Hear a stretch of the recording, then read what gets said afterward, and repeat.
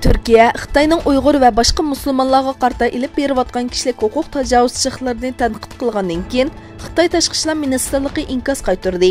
Xitoy Turkiyaning Sharqiy Turkiston haqida tuhmat qilganligini va Turkiyaning boshqacha g'arzi borligini aytdi.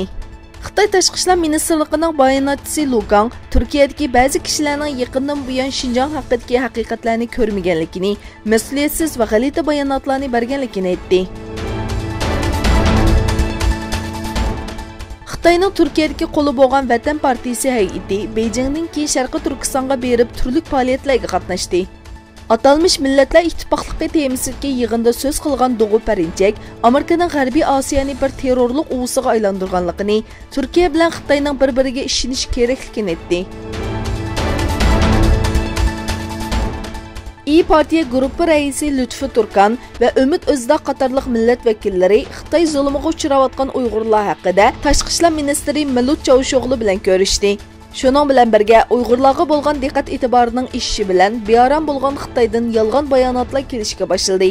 Xitoy Tashqi ishlar ministrligining bayonotchisi Lu Kang Turkiyadagi ba'zi kishilarning yaqindan buyon Xinjiang haqidagi haqiqatlarni ko'rmaganligini, mas'uliyatsiz va g'alati bayonotlarni berganligini aytdi. Hindiston taratqullarining yuqori darajalik mudofaa amaldorlaridan naql qilib xabar qilishicha, Hindistonning Jammu Kashmirda Mi-17 tipli harbiy tikuchari tushirilgan. Voqeada havo armiyasining 6 nafar xodimi va bir puhra hayotidan ayrilgan. Bu harbiy aeroplanning Pokistonning Karachi shahrini bombardimon qilmoqchi ekanligi aytilmoqda.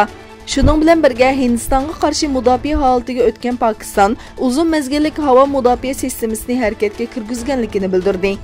Shundaqla Pokiston tunugun kech taraflarda Karachida 3 qatim portlash ovozi anglanganligini bildirdi. Misr poytaxti Qohiradagi asosiy vokzalda o't ofati yuz berdi. O'lgan va yaralanganlarning borligi ma'lum. Voqeada oz deganda 20 kishining o'lganligi va 40 dan ortiq kishining yaralanganligi bildirildi. O'lim sonining oshadiganligi mo'ljallanmoqda. Voqea yuz bergan Ramses vokzalga ko'p sonda o't o'chirish va jiddiy qutqizish xodimi avatildi.